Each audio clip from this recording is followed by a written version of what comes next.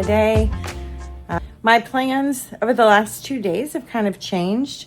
I thought we were going to be delivering sheds on Friday, and we didn't because just Wayne was busy over at the shop, and it ended up being a blessing because they weren't needed last night, and much rest time and like leaning into my own home is much needed right now. So I gained a little bit of time yesterday. I was able to do a live Q&A with my community for the first time in 6 weeks. Just got a lot of things done. I am baking some sourdough this morning, and I'm making some black-eyed peas and collard greens from the garden. And then I think I'm going to head out and take quite a long drive to pick up a Hoosier cabinet for the kitchen. So I've shared before that I'm ripping out all of the traditional kitchen cabinets like these and replacing it with furniture. It just functions better. And I have this one section left to do. These cabinets here and the uppers. And so this section has been done. I am going to put something up here. I just don't know what yet. Maybe just a shelf. Keep it simple. I really like, because our house is so small and the roof line's short, I actually like having that open. I do have a cabinet in my bathroom that I think I'm going to put here. And actually this is going into my bathroom to help us with storage of linens and things. And I've got to change out a sink in my bathroom because it just kind of caved in. And that's the problem with these. They're just old and they're actually caving in. They're not stable anymore and they just don't function for storage. So everything's just been a mess over here. I don't know if I shared this on another video, but I actually bought the piece where the sink was going to go. That was going to be great for storage, but unfortunately I never picked it up. And so it became a Helene flood victim, like so many other things and people. So I want to put a Hoosier cabinet here.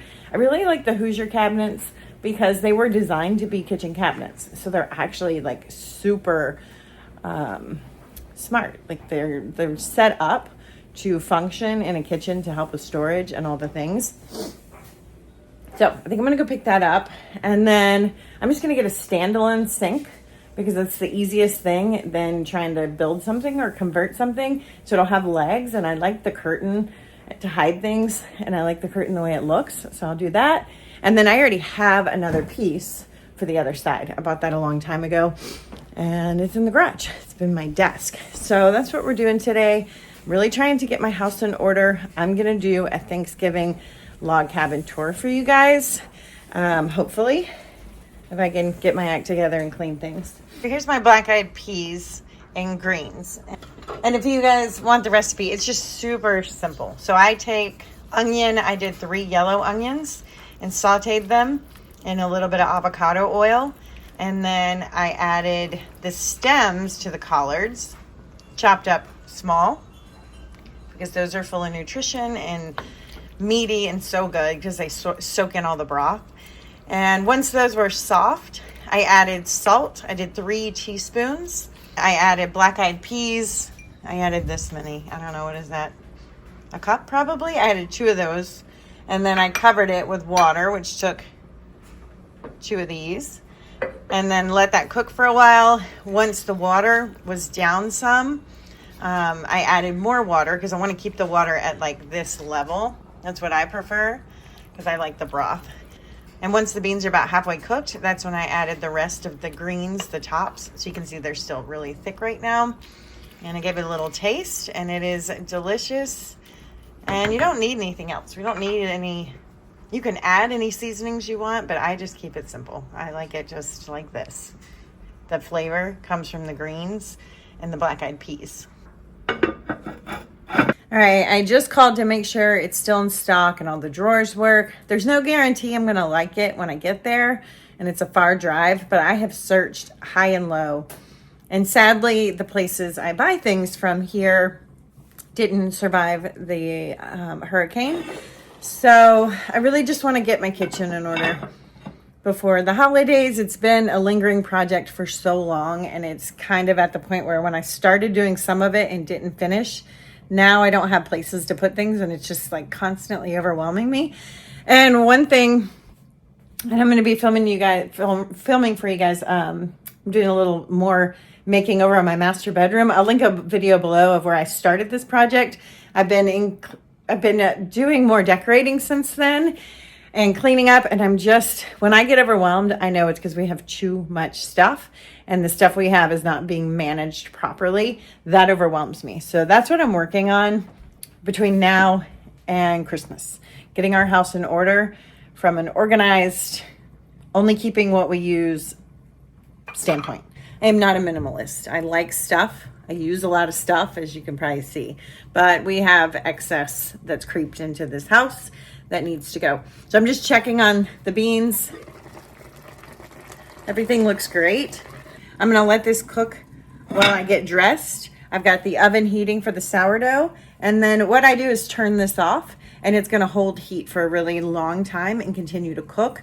And so we'll have this for, I probably won't be home until about 8 p.m. But this can be eaten off of in the next, I mean, it can be eaten off now, but for, you know, in the next couple hours when people want to start eating, it'll be ready. Soothing, comforting. It's actually getting a little chilly. There's a hint of season change, and that's actually a blessing.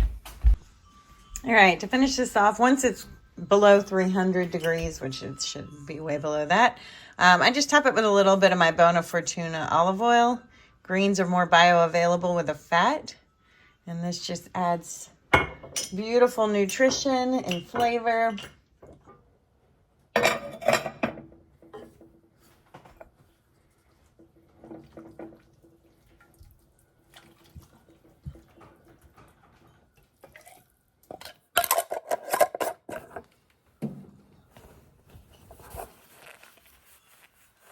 All right, so I'm packing a little lunch. You guys know I always carry my water bottle.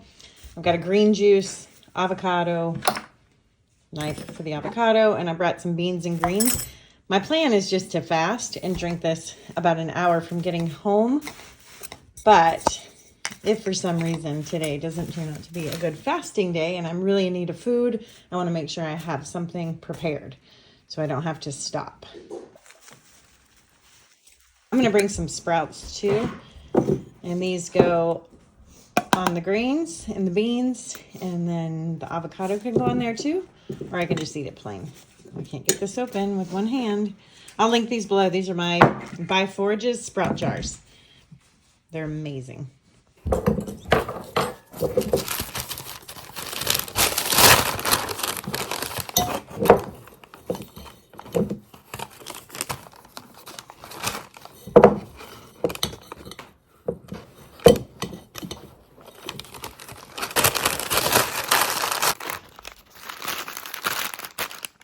Okay, so I'm about halfway there. It's very loud for you guys because I'm in the truck, which is a diesel. But we are driving along, and just thought I would take this opportunity to have a little conversation about some things I've been thinking about, and I've just been listening to some stuff on the way. So one, and you know, my channel always goes back to the food, because that was the calling that I got many, many years ago, that the changes are coming with the food and to be prepared to not have to participate in those. So I've been following things for a really long time, and so I think there's a couple of things going on right now that I find really, really interesting that I wanted to just kind of drop here and, you know, do with it what you will. One, for a lot of people, it's a big celebration, and there seems to be all sorts of good things happening on the political spectrum. For some, it's not so great. If you were on the other team, I have shared, like, I don't put much emotion into that or faith or anything. Couple of things with that, though. First off, don't put your guard down, because we're not there yet, right? We've got, 10 weeks as me recording this video. We are not there yet. A lot can happen in 10 weeks. Maybe nothing can happen in 10 weeks. Maybe everything's amazing, and all the things that we hope would come out of this new term would turn things around. And I don't say that out of fear. We never want to live in fear, and that's what preparedness is. Like, if we are prepared for anything, whether it's a job loss or something like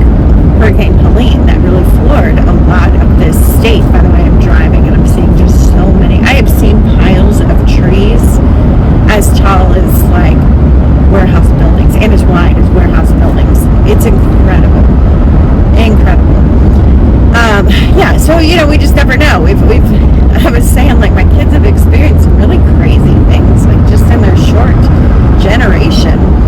So, so I'm going to only speak to the food stuff. And then maybe staying prepared stuff on this channel, obviously. So, for one, the Secretary of State pick, I don't know if that's like a solid pick or if that's just rumor, because I don't follow a lot of things like that. But I will say she is a concern for me personally. She's a lobbyist for big pharma and big food. Not the same team. So that's one concern. Another is, and this is really great news, we love Joel Salatin, right? And his amazing practices. And it's been announced he will be a part of the USDA. That's incredible. But when I go back to all the things I've learned over the years about what's coming with the food, ultimately being a lab food system, so bioengineered, you see that on food labels now, food made in labs, especially animal products, being made out of the cells of animals. What the changes that I'm seeing, they're like, oh my gosh, this is so great, but also it leads to exactly what we've always thought was coming for so many years. And let me explain why. So I had said recently on my Instagram stories that we're going to see a shutting down at some level of the processed food. That began a few years ago with people starting with the revealing, and I believe it's all allowed. I believe if they didn't want that to be revealed, like for the last 30 years that we've had processed foods with all this crap in it, the reason it wasn't mainstream news is because it was kept from being mainstream news, and the reason it is on the mainstream news now is because it's allowed to be on the mainstream news now. So it's a revealing of the dangers of the processed food industry. It's becoming very talked about and very mainstream now. So I was sharing on my Instagram stories, like, we're going to see a shutting down at some level and a change in the processed food industry, which sounds amazing. But there's also for years and years and years been the talk of shutting down agriculture and animal food production and moving us into more of a plant-based diet. That's been going on, that's been talked about for years. It's been in motion for years with different things that have changed over the years. And so as we look at the changes that are coming, when you have someone like Joel Salatin on the USDA and the talk of keeping food local and moving into some regenerative practices and having standards when it comes to how we raise animals and the meat industry and producing quality meat without like all this harm and all of these terrible things, like, I am all for that. I think our modern meat industry is absolutely, what do you call it, our modern, I don't know what we call the meat industry, is repulsive, right? Agricultural industry is terrible. So that's all amazing, right? But have you ever bought a free-range organic chicken, a whole chicken? Like, we're talking $35 for a free-range whole chicken. It's one chicken. I think I used to buy them for like $7 or $9 when we were in Jacksonville. And then I think by the time we left, they were up to maybe $15. I remember buying them from someone and being like, oh my gosh, it's so high. I heard it's $35. I haven't bought one in a long time. I heard it's like $35 a chicken. If that's not right, drop in the comments what you pay for a free-range, organically fed chicken. It's outrageous. And that's with supply and demand on our side. So if we change the food industry, and obviously they're not going to like roll it in overnight, turn everything into regenerative farming, that wouldn't be possible. But if we change the food systems and increase the quality that we're providing to a larger number of people, because actually there's a very small percentage of us that care and are willing to spend more on meat to get the quality. On my channel, it might be a lot of us, but overall, we're a very small percentage of the population. So as you increase the amount of people who are going to be given better quality meat we're talking about driving the cost up significantly. And that has always been what myself and those sort of following this food, future have said. Like, the way you shut down the animal industry is you make it where people can't afford it.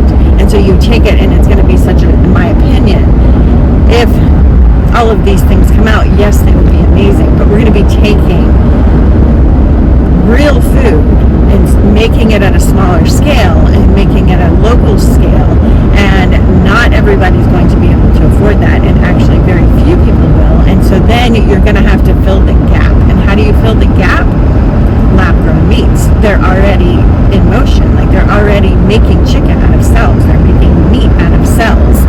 They're making milk by using like almost like a beer fermentation process. They're talking about making butter and milk out of air. That's a big one that was announced recently. So that's how you fill the gap. So if you buy your meat at Walmart right now, that is not going to be Joel Salatin's new Joel Salatin meat, right? If you go to Polyface, like, it's very expensive to buy that food. So that's how you fill the gap, and that's how you make farming small and lab foods big. So that's what I believe some of this good news is going to lead to, which is not so good news. But it's already mapped out. Like, it's already in motion. Unless this new person came in and shut down all and banned all lab-grown food and all of this stuff, then I would believe like real change is happening if we see that. So those are my thoughts on the food. I hope I'm wrong. I hope tomorrow we wake up and hear that they're going to ban all lab-grown foods like they have in other countries. Like, they're being banned in other countries right now. And that is what I hope to see in our country. Like, real food, made affordable, bringing it back locally. How do we do that? You're going to have to get creative. It's going to take hydroponic farming and creative farming to fill that gap. Because the other thing is, people used to have access to beef, but they didn't eat meat the way we do these days, with 3 meals a day having animal products in it. And that's always been the conversation too. What did they say in 2020 with the Great Reset and Klaus? I'm not going to say his name on here, the flag, but with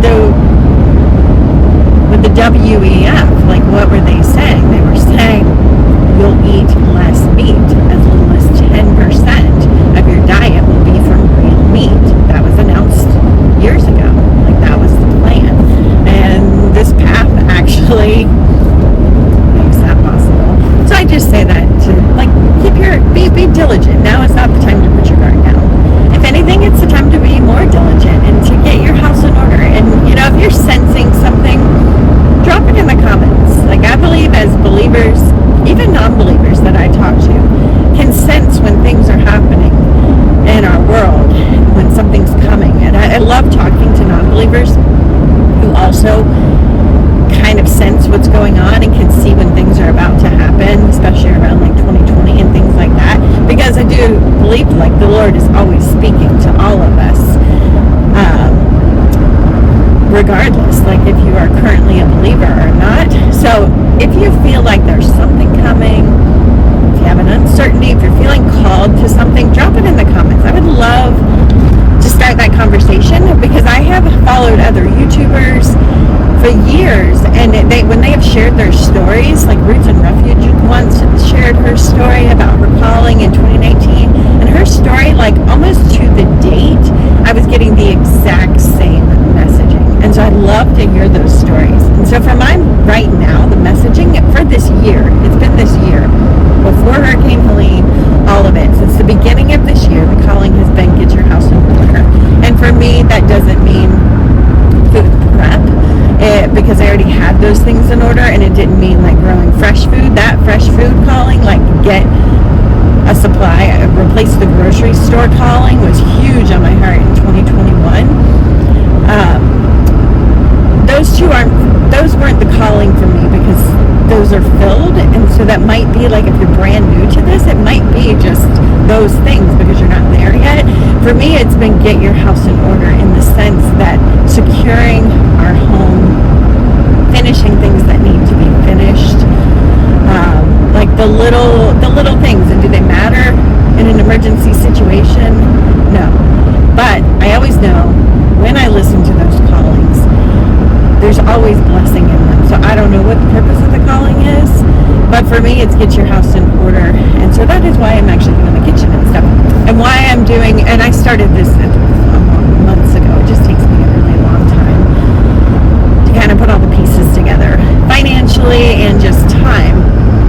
But one of the reasons why I'm actually doing the kitchen without kitchen cabinets, it's twofold, maybe threefold. One, I looked into cabinets, and financially that was not feasible. I'm going to redo our entire kitchen for a couple of $1,000s.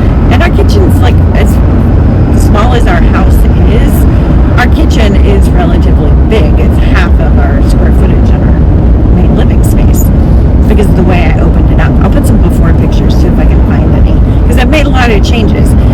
A couple $1,000s to redo an entire kitchen is pretty unheard of. Like, that's a new sink, all new furniture, because I'm not doing cabinets, like all of that stuff. So that's the main reason I'm doing the furniture, is for financial reasons, because when I tried to get some ideas on replacing the cabinets and going more of a traditional kitchen, even to go with IKEA stuff, which is not the most expensive option, it was going to be many $1,000s, like if I wanted to outfit a kitchen like in a traditional kitchen form. So I just realized, like, doing the furniture route gives it more character. I think it functions better, and it's saving us a lot, and I can do it. I waited 6 years to start this project. We've made a few changes over the years, the last 6 years, but I've waited a long time to do this, just until it was like absolutely necessary. So that's one reason. Affordability. I think it looks great and functions. Two, when you have furniture, I love the look of it, so that's a perk. I actually like it better than kitchen cabinets, and so that would be the second. And then third is, maybe just share this concept with you guys. So if you have a kitchen, our last house, we had this beautiful, really huge house, and I'll link my story below. We sold everything we owned to live in a camper and really just simplify our lives and redo things and reset our priorities. And in that house, we had this gigantic kitchen, and I hated the kitchen. The cabinets were kind of they were stuck in by the previous owner. They did them themselves, so they weren't done well, they weren't pretty, they just weren't great. I just didn't love it. Like, the house was beautiful, the kitchen was not. And we never could ever, like, I could not ever imagine remodeling that kitchen, because a kitchen that size, I mean, it would have been $60,000. Like, it's so ridiculous. And that was years ago. It is so expensive to do projects like that. And so, I also hope this opens the door, because had I known this was an option back then, I could have totally ripped everything I hated out of that kitchen and created the most magnificent kitchen with just a couple $1,000s and Facebook Marketplace. And it would have fit the house perfectly. It would have been amazing. But I didn't know. So that's my third reason. Maybe this will help someone out there who really wants to love their kitchen and does it now, but doesn't have a lot of money to redo it. We can get creative with our space. All right, so we're getting close. I will show you guys when we get there. Okay, we made it. And actually, I did have some of my beans and greens, and oh my gosh, they're so good. I was just a little hungry today. Let's go shopping.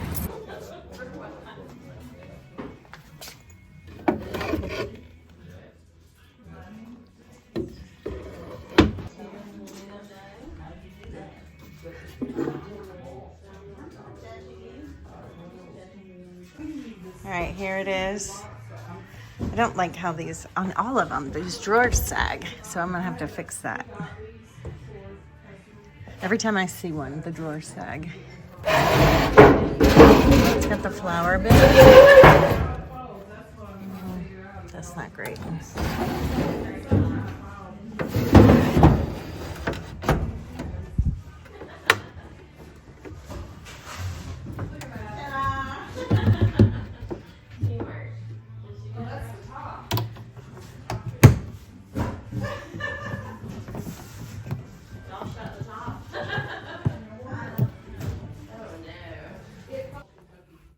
Oh, does that say Humboldt, Kentucky? I bet it does. It does. Usually it does. What it says Humboldt, K-E-N, which Kentucky is K-Y. Yeah, but back then they didn't hear. Well, is this your business? Well, right. Yeah. And most of these people rent space. Yes, ma'am. You know, I used to have the chairs with the heart design. And sold a lot on Marketplace.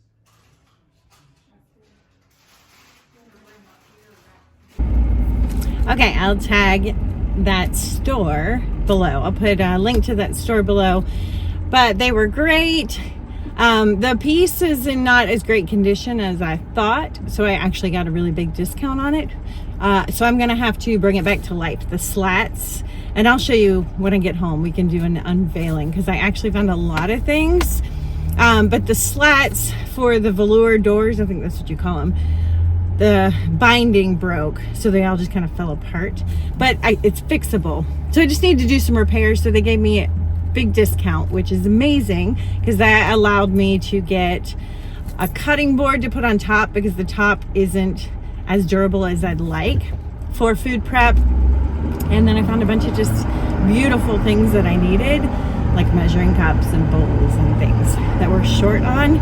And it was really good prices there. Our antique stores in Asheville, the stuff I found would be double, if not triple the cost for some of the things I found. Easily. The cutting board, maybe half the cost of what I would find in Asheville, but like the bowls and things, you cannot find antique bowls for under $35 a bowl. Maybe if you're lucky and it's small, $24 a bowl. There, I was getting sets of 2 for $16. Really beautiful ironstone things. So that was the score. This is therapy. This feels good. Just having a little quiet me time. I think it's been a really long time, and this is like refueling me, getting me back into my house, and I can't wait to show you guys the treasures because they are so beautiful. I got a basket for eggs for $10 because the woman was in there and it was originally like 3 times that, and I got another basket that she made me a crazy good deal on. So it's almost like garage sale prices instead of antique store prices. Okay, so I'm going to 2 other antique stores while I'm here. Hopefully I don't see something better than I just bought, but we'll see. I'm really looking for a harvest table for the kitchen so I can move my table outside by Thanksgiving. And we're just going to take a peek before they close.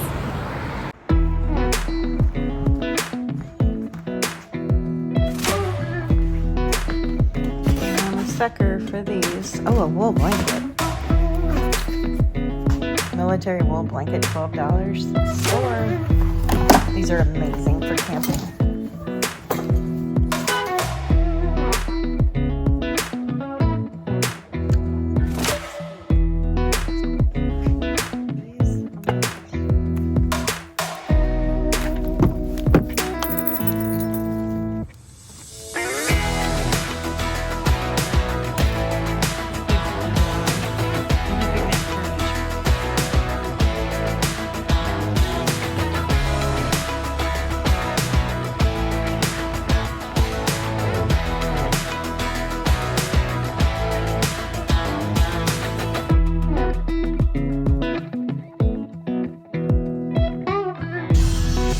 For apple cider.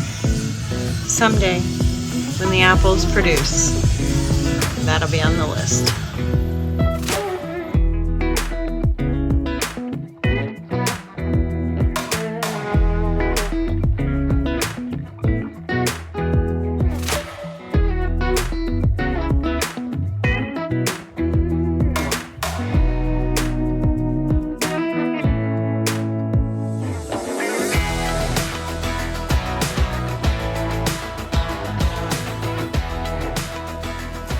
Okay, we're gonna have our dinner and head home. It's getting dark so early and it makes me a little nervous because it's a far drive.